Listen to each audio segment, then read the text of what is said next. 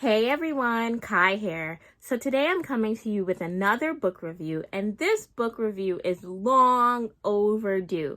And let me just preface by saying this is a book review and it's a testimony. So today I am reviewing More Than Enough by Elaine Welteroth, claiming space for who you are no matter what they say. And this book is probably in my top 10 favorite books of all time. And for me, what's really powerful about this book, and as a Black woman, Black girl, whenever you see yourself, whenever you're able to see yourself in someone else, that is so empowering, because growing up, typically people of color, a lot of people of color, especially Black women, never saw themselves on TV and magazines. We weren't deemed beautiful, and we were judged according to Eurocentric standards. And so just seeing myself in this woman was, even in the age and the stage that I am right now, it was so empowering and so powerful. So this book means so much to me. But for context, before I go into my review, I first learned about Elaine Welteroth back in 2013, I believe. I was trying to figure out how I was going to break into the media world. I knew I wanted to be in media, and so what I would do was attend conferences, attend events, attend panels, and in this case, I attended a panel at Columbia University, and it was a media panel with a bunch of, up and coming women in media telling their career trajectory stories. And out of the 5 women on that panel, I was enamored with Elaine. I remember it being like a either rainy or snowy day in New York, and I remember looking a hot mess, and Elaine looked stunning. She had on some type of pastel outfit, and she was still able to look fabulous on this gloomy day. And I'm like, ah! And I became enamored with her. And so I wanted to ask her a question. I typically don't ask questions after panels. I didn't even have a question to ask her. I just wanted to talk to her. I just wanted to introduce myself. And as soon as I get up to her, she has to go. She has another event. She cannot stay any longer, and she has to go. But this is a full story moment and full circle moment, and I will explain later on how that is. But this book is so good. It's basically, Elaine doesn't call it a memoir. She calls it a manifesto for women. And I see that. I totally see that. If you see, I have so much highlighted, so much, just like so many gems that I have. I studied this book while reading it. It was like juice to me. It was like water to me. But what I loved, just starting with how the book is formulated, every chapter starts with a powerful quote. So you'll see quotes from Maya Angelou. You'll see quotes from just different powerful quotes from powerful women. Michelle Obama. It's really cool. And what her intent for that was so we could, possibly rip the quotes, because there's no writing on the back of it, and we can post it on our wall, post it as like reminders, daily reminders to us. So I love, first of all, this is like actionable. She wants you to really leave, when you close this book, when you're done with this book, you are elevated to the next level. And that was me. I was left breathless. So the book starts with her early childhood experiences. Elaine is biracial, and she talks about this one situation that happened where she had a school assignment. She's probably in kindergarten, or like preschool or kindergarten. She has an assignment to make a collage of her family using the magazines that the school had. And unfortunately, the magazines did not have, the exact representation of her family. So she has a Black mother, she has a white father, and her brother are mixed race. And so there were no images of her family. She basically created like this white paper family, and she brought it home to her mom, and she showed her mom, and her mom freaked, like, girl, what what you mean? And her mom sat her at the table, her and her brother, and brought her, Essence, Ebony, all of these magazines that were, they came to, to popularity because it was for us, and it was for Blacks, and it was to empower us because we didn't see ourselves in mainstream magazines and media, as I touched on earlier.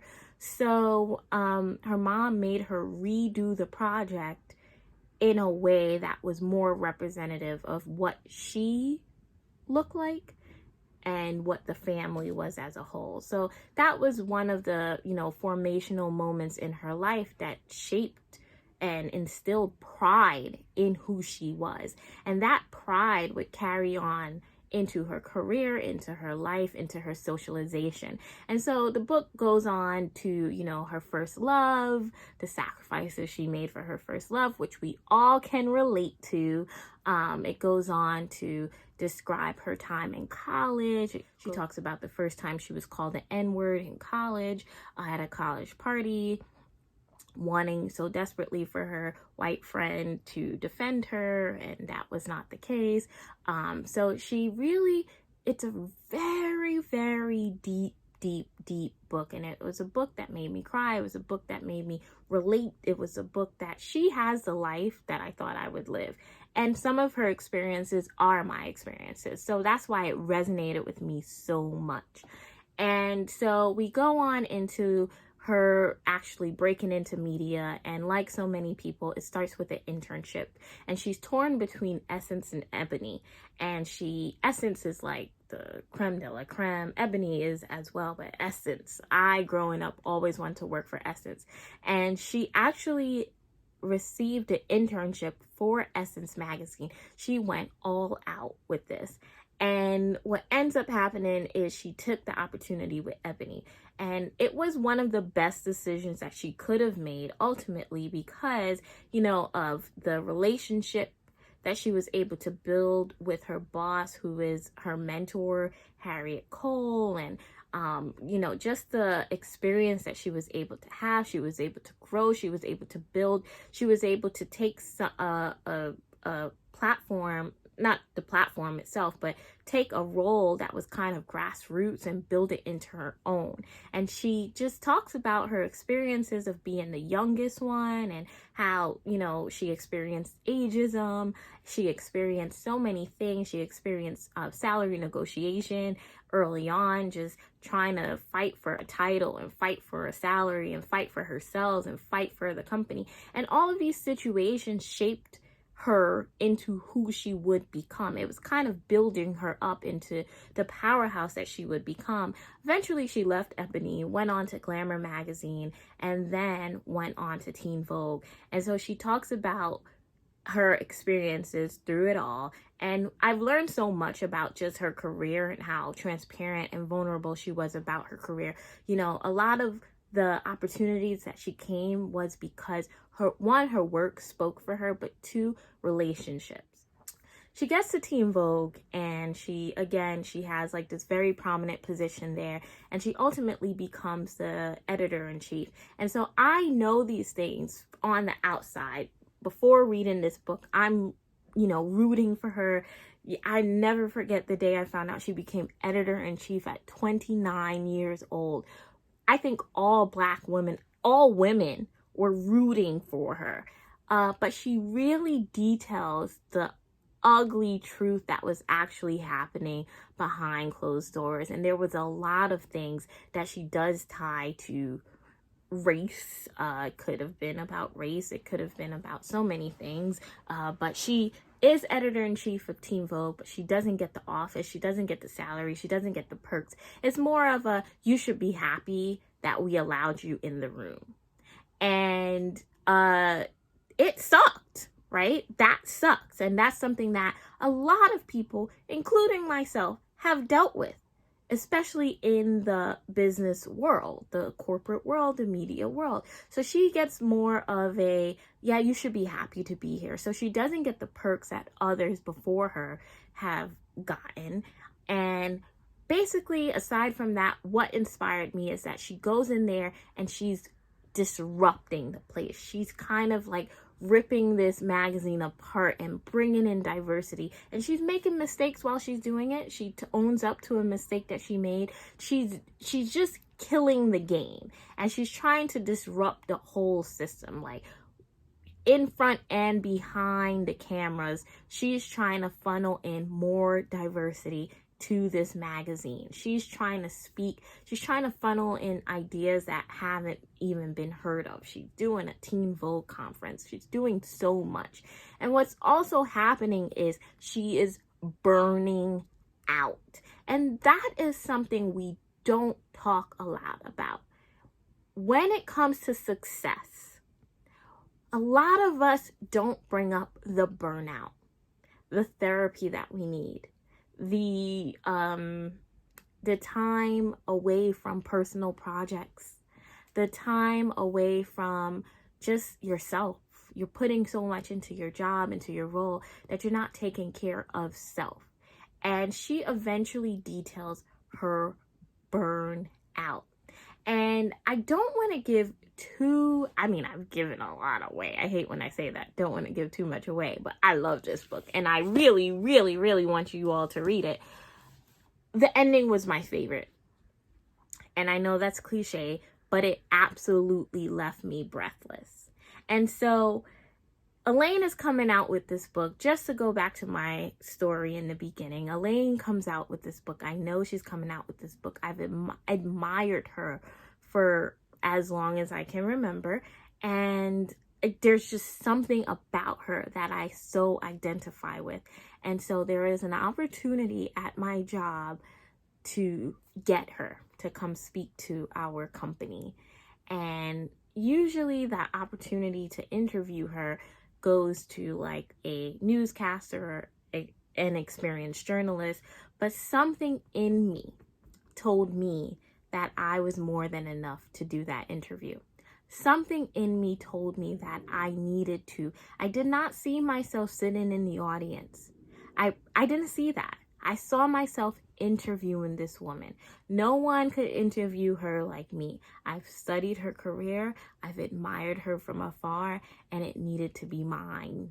That needed to be my opportunity. I was claiming space for who I was. And I know I'm more than capable to interview, and I'm more than capable to, just knock this opportunity out of the park. So I had to marinate. I had to basically pray. I had to, meditate on some scriptures. I had to really build up my confidence, so much so that I could say, do not use a newscaster, an experienced journalist, use little old me. And I had to study. And I asked, I received a yes. I actually received of course you can. And I interviewed Elaine Welteroth. And it is one of my top moments of my whole life, of my career.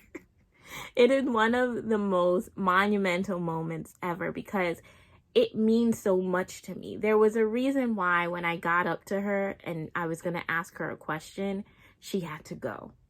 And the full circle moment was not only did I ask her a question, I asked her an hour worth of questions. I was able to really dive deep into her life and ask her such meaningful stuff. And it was one of the best days of my life because, as her book says, I claim space for who I was, no matter what anyone said.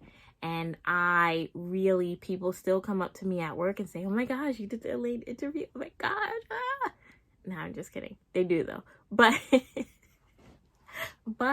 what I'm trying to say is that this book is so powerful, and I encourage you to read it. I encourage you to claim your space. I encourage you to know that you are more than enough. And it's my favorite. So happy reading. Don't forget to like and subscribe. Please follow By Kai Book, share, do all that good stuff. And I'll talk to you all soon. Bye.